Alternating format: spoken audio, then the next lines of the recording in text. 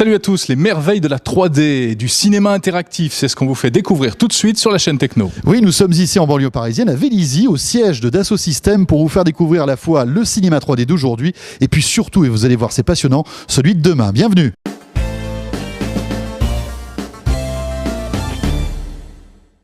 Alors nous sommes ici dans une salle de cinéma un peu particulière, puisque en fait je vais pouvoir interagir avec des héros que vous connaissez peut-être si vous avez vu la série des Arthur et des Minimoys. Le dernier opus vient de sortir au cinéma.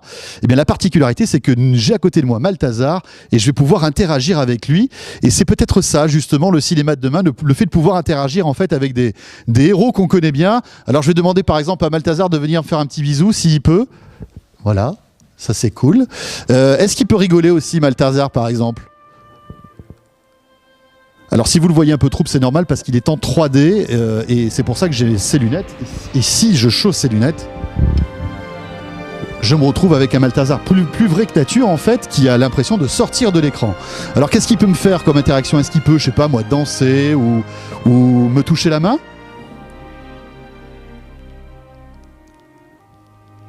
Voilà, je vais lui caresser son petit nez aussi, il a un nez sympathique, j'espère qu'il ne va pas me mordre. Voilà. On peut changer de personnage, par exemple, avoir quand même la star du film, qui est Arthur. Salut Arthur. Tu me serres la main?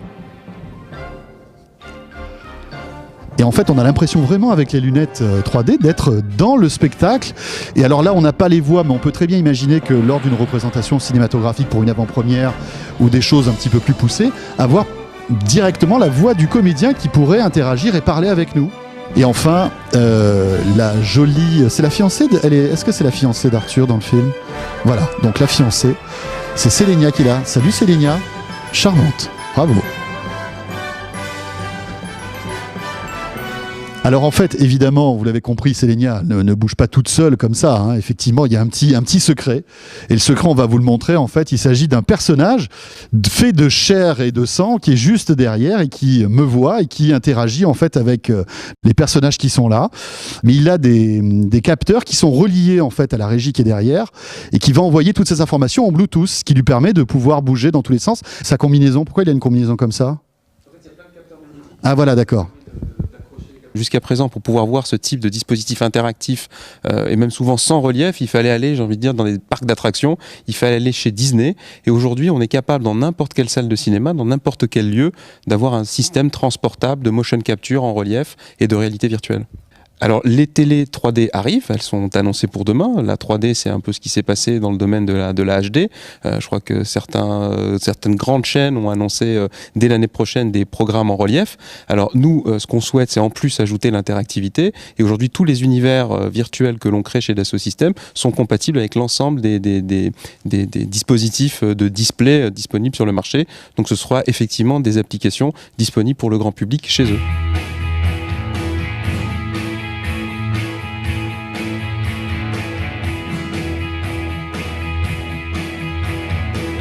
Bon alors maintenant c'est moi qui m'y colle et là François je suis dans un univers très particulier, je suis dans le monde d'Arthur et des Minimoys mais véritablement je suis immergé à l'intérieur donc j'ai des lunettes pour la partie relief parce que moi je vois vraiment l'image en relief. Alors évidemment vous pouvez pas la voir en 3 dimensions mais moi j'ai l'impression que je vais tomber dans l'escalier, je vais dévaler la pente et puis également sur les lunettes il y a des petites boules ici, c'est pour traquer ma position, c'est-à-dire qu'en fait quand je me baisse eh bien le champ de vision est adapté automatiquement et ça donne une impression d'immersion encore plus forte.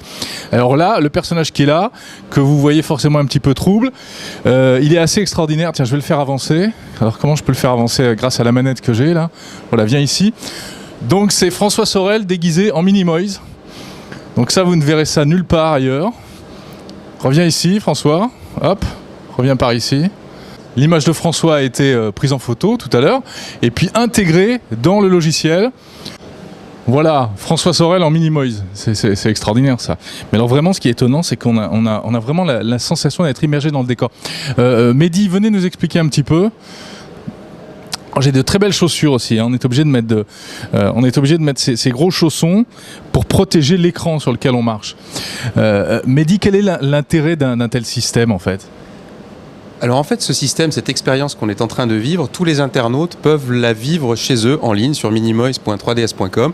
Ils peuvent uploader une photo, se transformer en Minimoise, faire parler leur Minimoise et se voir même en relief chez eux s'ils disposent de lunettes anaglyphes.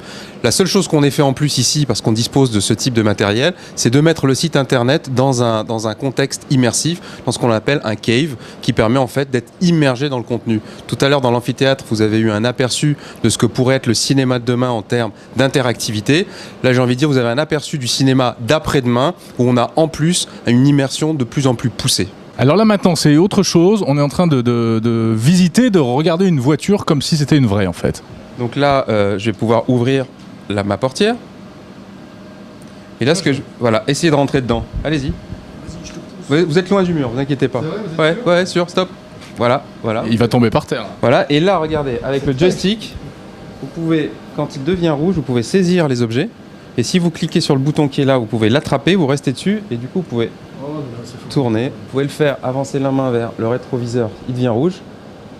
Bougez. Je peux le faire avec le... Et donc on est comme dans une vraie voiture. Dites-moi, il y a des gens qui vomissent parfois?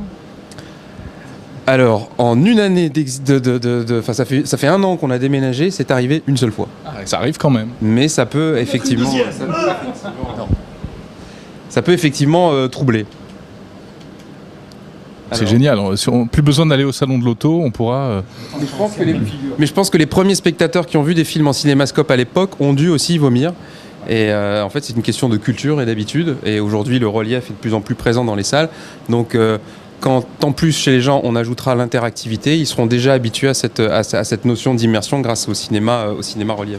Alors là, je suis en train de jouer en 3D, une espèce de jeu d'action où je dois essayer de trouver des ennemis que je dois tuer. Alors là, avec mon petit joystick, je suis en train de bouger le décor. Je peux avancer en avançant simplement la manette. Alors, c'est étonnant parce que quand on est dans le...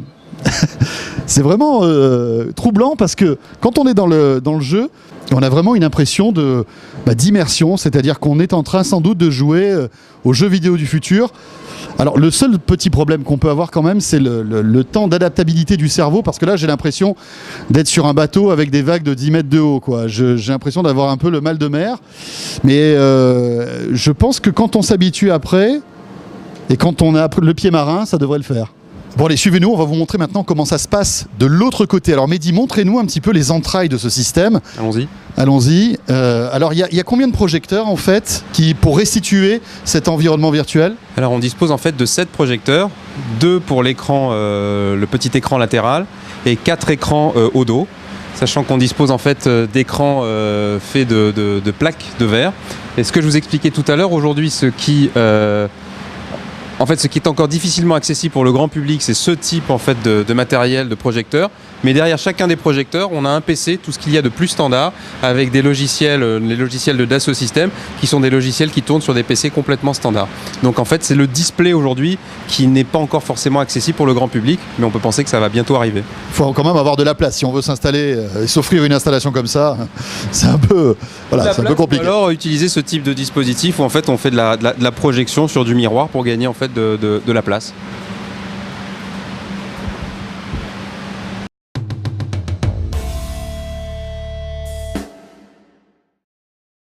Ouais, j'ai mon petit badge, moi, comme à la CIA là. Mais moi, comme je suis VIP, j'en ai pas besoin, tu vois, c'est la différence avec toi. Eh ouais.